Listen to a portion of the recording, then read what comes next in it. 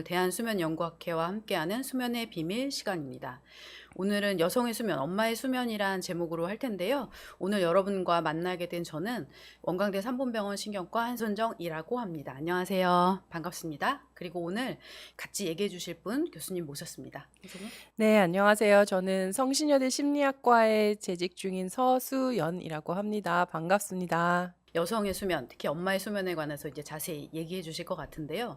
이제 사실 뭐 수면 문제가 남녀에게 모두 다 있는데 여성의 수면에 대해서 이제 더 얘기를 하게 된 이유가 여성들은 남성에 비해서 불면증과 같은 수면장애 유병률이 한 1.5배 정도 돼요. 그 차이가 나는 시기가 11살부터이거든요. 근데 그 11살이 대부분의 여성들 같은 경우에는 초경의 나이에서 그때부터 이제 차이가 점점 벌어져서 실제로 그 차이가 좁혀지진 않습니다. 죽을 때까지. 네, 그런데 이제 그 이후에도 임신과 출산을 경험을 하고 그다음에 육아하는 과정 그리고 갱년기 같은 경우에 이제 여러 가지 수면 문제를 경험을 할 수 있어서 오늘 그런 얘기를 이제 좀 해 보려고 하고요. 이제 아이를 낳게 되면 희생되는 부모의 잠이 1 년에 730시간 정도 된다고 이야기를 해요.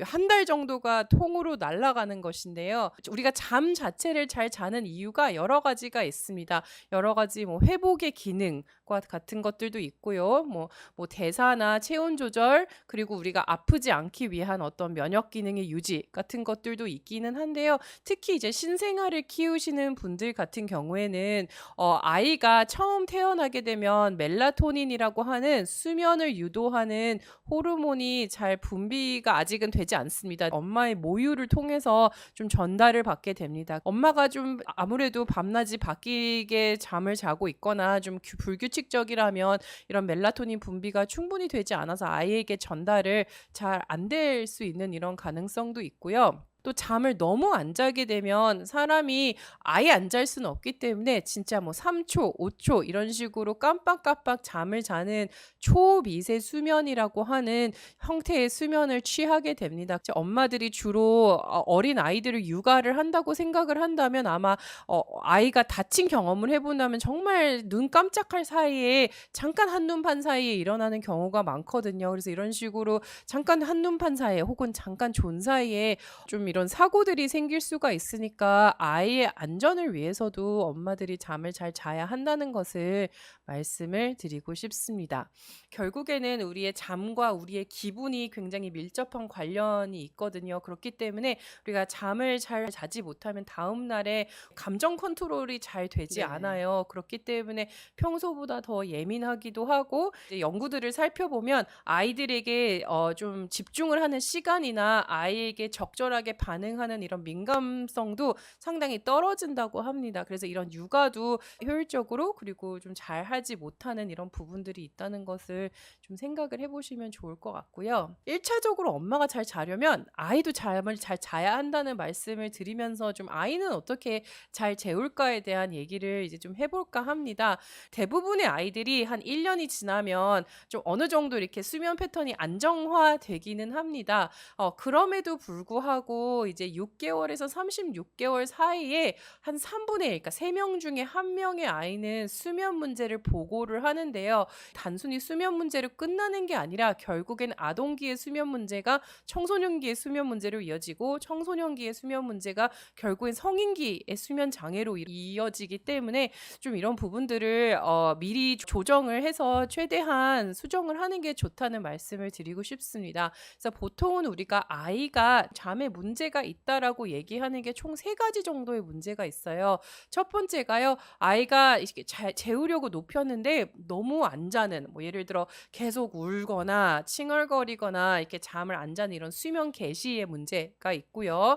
두 번째는 이제 부모가 이제 자꾸 중간에 개입을 하다 보니 밤중에 깼는데 부모가 뭐 안아주거나 젖을 물리거나 혹은 뭐 이렇게 옆에 와서 같이 누워서 자지 않으면 혼자서 다시 잠을 자지 못하는 이런 자기 진정 능력 문제에 수면 문제가 있습니다. 그리고 아이가 조금 더 크게 되면요. 이제 제한 설정 문제라고 하는 거는 뭐냐면 아이가 말을 하고 이제 걸어 다니기 시작하잖아요. 뛰어다니기 시작하기도 하고 그러면 이제 더 많은 것들을 요구를 합니다. 그래서 이제 재우려고 하면 "아 물 한 잔만 더 줘. 책 한 권만 더 읽어 줘. 화장실 가야 돼." 뭐 이런 이야기들을 하면서 이제 여러 가지 좀 잠을 안 자야 되는 이유들을 계속 대면서 자는 시간을 계속 좀 뒤로 미루는 이런 제한 설정의 문제 이렇게 보통은 3 가지 중에 1 가지를 좀 호소를 하시는 경우가 많고요. 뭐 "이렇게 하면 애를 잘 재울 수 있다." 뭐 "이렇게 하면 직방이다." 이렇게 얘기를 하는데 이제 네. 솔직히 한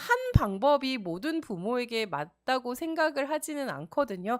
부모의 불안이 좀 너무 심하게 올라가지 않는 선에서 그럼에도 불구하고 선을 그을 수 있는 그 균형이 가장 잘 맞는 선이 어느 정도인지를 좀 찾는 게 가장 중요할 것 같습니다. 그래서 아이도 좀 예민하고 부모도 좀 예민하다면 가장 완화된 방법으로 좀 천천히 하는 게 더 맞을 수도 있고요.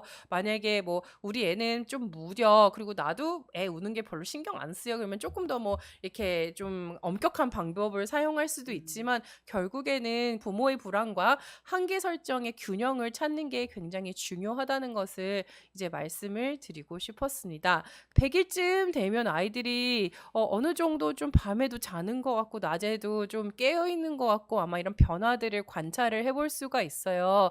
대부분은 이제 6 개월에서 8 개월 정도가 되면 아주 중요한 발달 과업 중에 이제 자기 진정을 할 수 있는 능력이 생기게 됩니다. 그래서 자기 진정을 할 수 있다는 것은 뭐냐면 혼자서 잠을 잘 수 있는 능력이 생긴다는 거예요. 그러니까 자기가 조절을 해서 그냥 아이가 졸린 상태에서 침대에 누우면 좀 울게 냅두면 먼저 눈을 비비기도 하고 손을 빨기도 하면서 스스로 자기가 진정을 해서 잠을 잘 수 있는 방법을 터득을 하게 되거든요. 그래서 이때부터가 수면 교육이 가능해지는 시기입니다. 그래서 수면 교육을 이제 하게 되면 결국에는 조금 이런 과정들이 줄어들게 되는 과정을 말씀을 드립니다. 그래서 수면 교육도 아이가 어느샌가부터 부모가 이제 더 이상 반응을 해 주지 않는다는 것을 깨우치면 더 이상 이제 울지 않는 날이 되면서 혼자서 잠을 잘 수 있는 어쨌든 신체적으로는 자기 진정을 할 수 있는 능력이 이미 생성이 됐기 때문에 그걸 터득을 해서 잠을 혼자 잘 수 있는 능력이 이제 생기는 것입니다. 그래서 보통 우리가 이제 총 3 가지의 수면 교육법이 있어요. 이 3 가지만이 이제 그 미국 수면 학회에서 과학적으로 근거가 있다고 증명한 수면 교육법인데요. 첫 번째는 이제 표준 속어법이라고 얘기를 하기도 하고 이제 이게 가장 엄격한 방법인데요. 아이가 잠에 들려고 할 때 침대에 눕히고 그냥 아침까지 안 들어가는 거예요. 두 번째 방법이 이제 점진적 속어법이라고 하기도 하고 그 발명한 분의 성함을 따갖고 퍼버법이라고도 하는데요. 아이가 깨서 울 때 방에 들어가서 달래주는 시간을 간격을 조금씩 늘려 나가는 거예요. 그래서 이제 세 번째 방법이 그 캠핑 요법인데요. 아이가 이제 깨어 있는 채로 침대에 눕히고요. 이제 옆에 눕는 거는 아니고요. 이제 침대 옆에 의자를 하나 갖다 놓고 잠들 때까지 보호자가 방 안에 머무르는 거예요. 너무 신체적인 상호작용은 과하게 하지 않는 게 좋고 보호자가 점차 조금씩 이제 침대에서 좀 멀어지게 거리를 두는 게 핵심이고 나의 아이만의 그런 졸음 신호가 뭔지 잘 파악을 하는 게 중요하고 뭐 그냥 아이들 같은 경우에는 피곤하더라도 막 더 놀겠다. 뭐 나는 이렇게 에너지를 굉장히 발산을 하면서 하면 부모들이 착각을 할 수가 있어. '아, 얘 아직 안 졸린데 그냥 더 같이 놀아줘야겠다.' 이러면서 더 같이 흥분을 해서 놀아주는 이런 양상을 보일 수가 있는데 아이들이 이제 갑자기 에너지를 엄청 발산을 하면서 막 뛰어다니고 뭐 이런 굉장히 활동적으로 변하는데 이때 보통 부모님들이 굉장히 착각을 해요. 2 가지의 잘못을 하는데 이제 잘 시간이니까 억지로 재우기도 하고 혹은 이제 '아, 지금 엄청 에너지가 발산했으니까 잘 때가 안 됐나 보다.'라고 이렇게 착각을 해서 되게 늦게 재우시는데요. 오히려 이렇게 에너지를 발산을 하고 있다는 것은 잘 시간이 좀 많이 가까워졌다는 것을 좀 예고하는 것일 수도 있기 때문에 이제 이 금지된 구간이 지나면 자기의 되게 적절한 구간인 시간인데 그걸 모르고 같이 흥분을 시켰다가 잠시간이 많이 늦어지는 이런 일들도 있습니다. 그래서 금지된 구간이 일 잘 관찰을 하시고 이제 잘 시간이 다 가까워졌기 때문에 좀 자는 이런 분위기를 조성을 해 주시고 네, 이때 이제 아이들을 재우면 안 되고 그 좀 이후에 재울 것을 이제 추천을 드립니다. 뭐 아이가 잘 못 자는 문제 혹은 본인이 잘 못 자는 문제도 얼마든지 전문적인 도움을 통해서 좋아질 수 있으니까 꼭 도움을 받으시면 좋을 것 같습니다. 네, 네. 오늘 서수연 선생님 나오셔서 감사드리고요. 네. 다음에 또 뵙겠습니다. 감사합니다. 네, 감사합니다.